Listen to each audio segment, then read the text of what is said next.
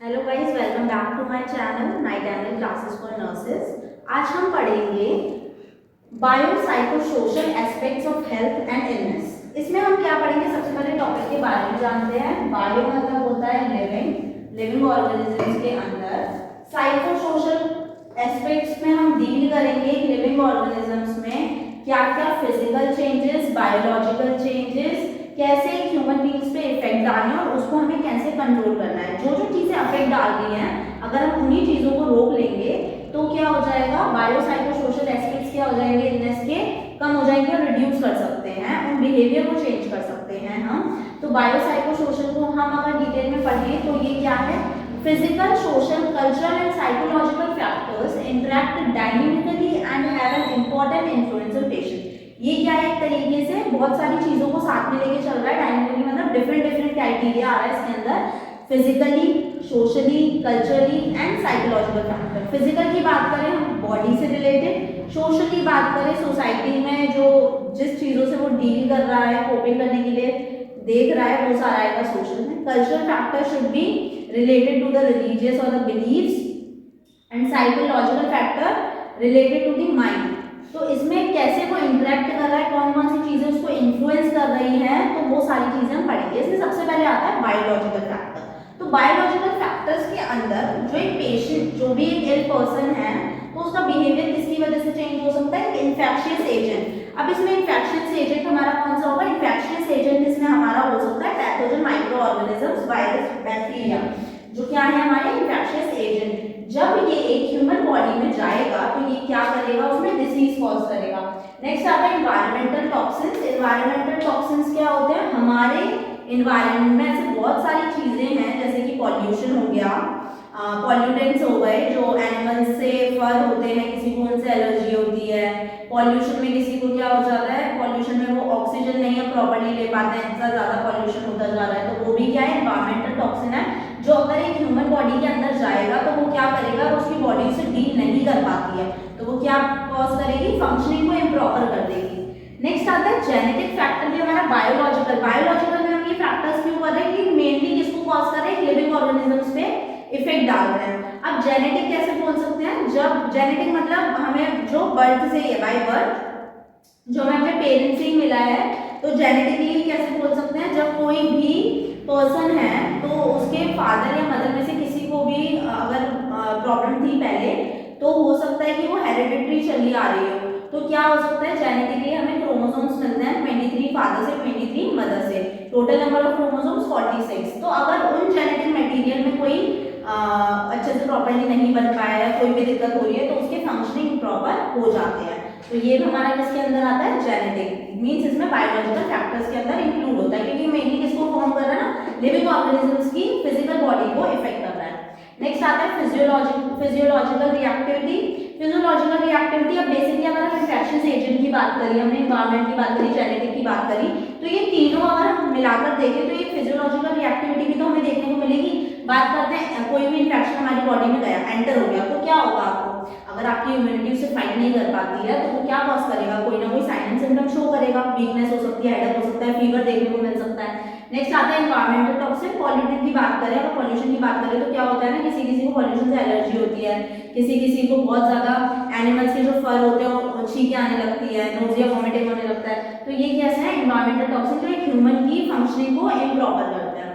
Next आता है immune response. अब ऐसी कंडीशन में हमारा एक इम्यून रिस्पॉन्स भी होता है। इम्यून रिस्पॉन्स, फीवर एक पॉजिटिव भी हो सकता है, नेगेटिव भी हो सकता है। कैसे बोल सकते हैं? जो फीवर है वो जब फाइट कर रहा है तो वो क्या करता है ना, तो आपको फीवर आना नॉर्मल होता है। अगर वैक्सीनेशन भी हम लेते हैं तो उसके बाद भी फीवर आता है, तो वो एक पॉजिटिव साइन है कि आपकी बॉडी उसके लिए क्या कर रही है? एंटीबॉडीज बना रही है, काम कर रही है उसके अंदर। तो वो भी क्या है? इम्यून रिस्पॉन्स है।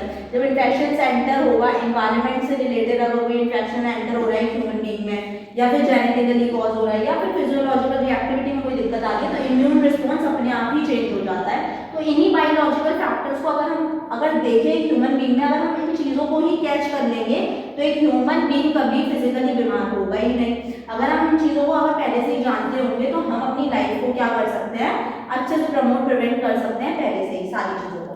नेक्स्ट हमारा आता है सोशल सिस्टम फैक्टर।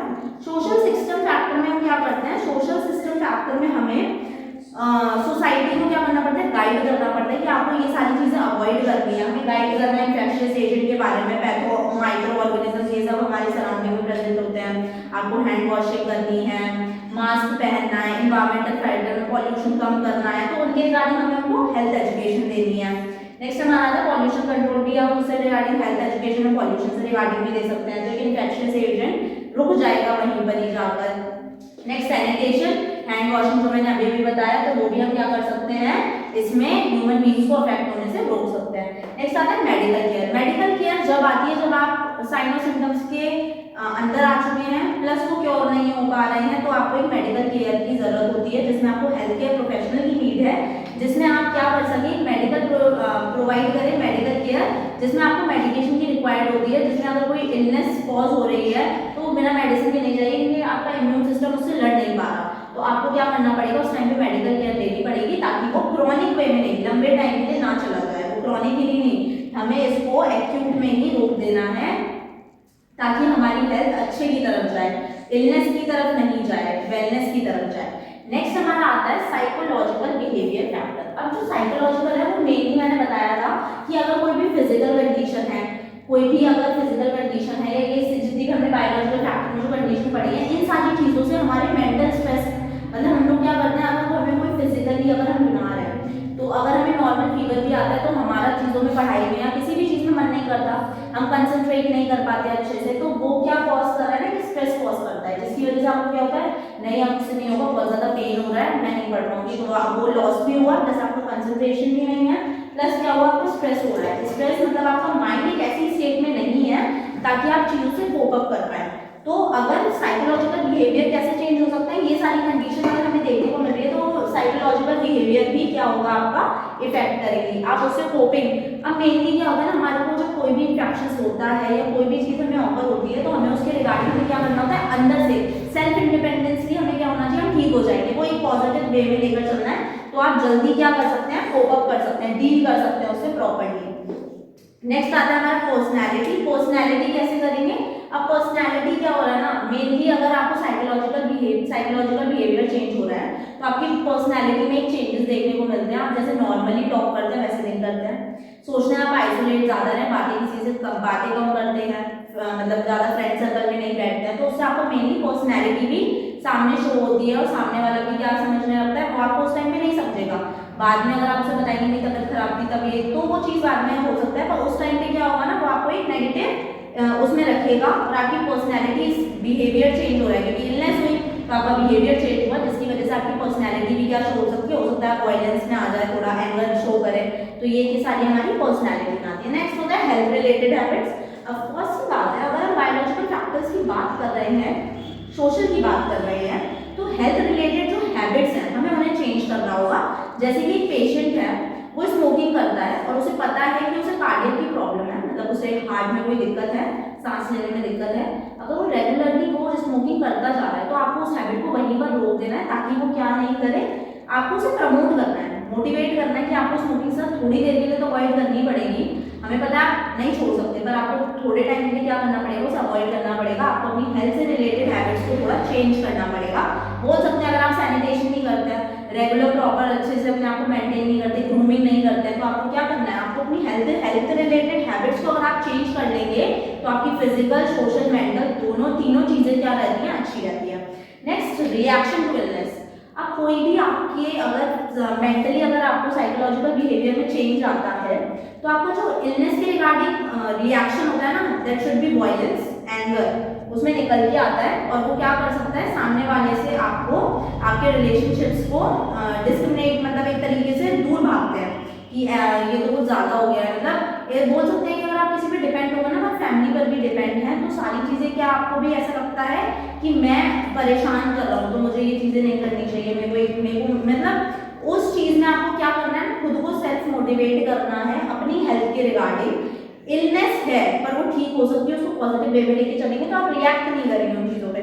तो आपको जब इलनेस होता है ना, तो आप रिएक्शंस देते हैं, आपका मूड स्विंग्स होते हैं, हो सकता है आपके फिजिकल में भी कुछ चेंजेस देखने को मिल सकते हैं, हेडेक हो सकता है, बहुत सारी चीजें हमें इलनेस के टाइम पे बहुत सारी चीजें हमें देखने को मिलती है, जिनको हमें क्या करना है, कंट्रोल करके रखना है, क्योंकि वो सारी चीजें तो हमें देखने को लगेगी। तो एक नर्सिंग प्रोफेशनल का काम क्या होता है, इन सारी चीजों को अच्छे से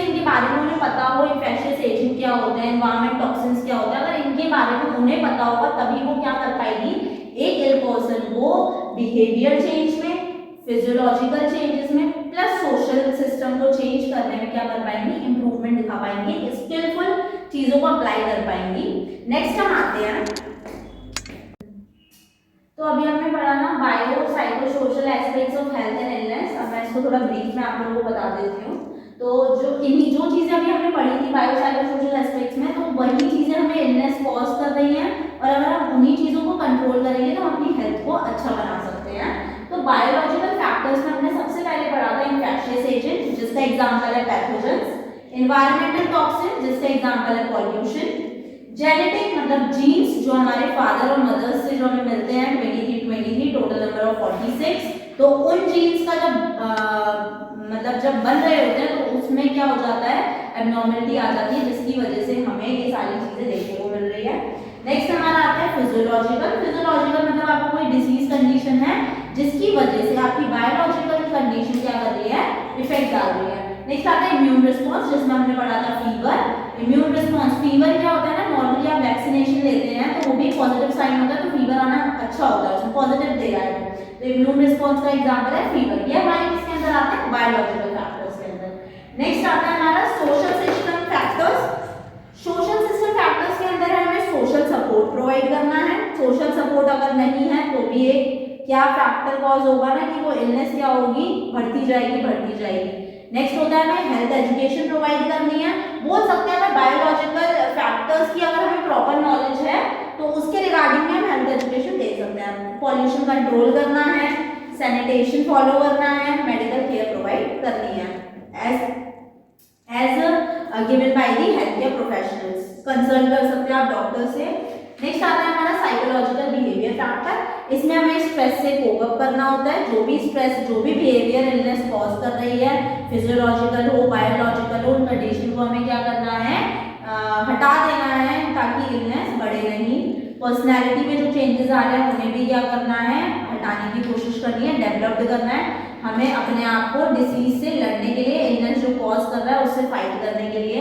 हेल्थ रिलेटेड हैबिट्स जो हमारी चेंज हुई हैं, जब हमें कोई भी एस्पेक्ट्स हमें देखने को मिल रहे हैं, कोई भी इलनेस कॉज हो रही है, तो हमें हेल्थ से रिलेटेड हैबिट्स को भी चेंज करना है।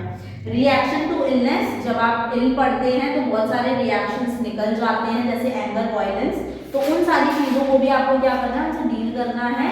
इसमें आप अपने फैमिली की भी हेल्प ले सकते हैं, प्लस आप health care professional and doctors की भी हेल्प ले सकते हैं। तो आज हमने टॉपिक कंप्लीट किया bio psycho social aspects of health and illness. I hope you all like it. If you like my channel, please like, comment and subscribe on it. Thank you for watching. और मैं आपके लिए ऐसी ही अच्छी videos बनाती रहूँगी। अगर आपको अच्छी लगे तो प्लीज़ मुझे कमेंट करके बताएं। Thank you.